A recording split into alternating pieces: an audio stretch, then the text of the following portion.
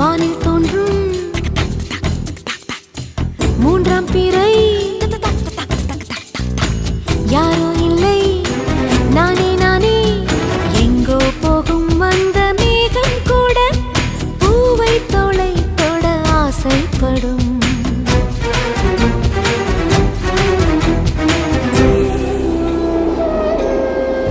யார் யாரோ யாரோ அவன் யாரோ அவன் சன் சன் சன் சன் சன் யார் யாரோ யாரோ யாரோ யாரோ அவன்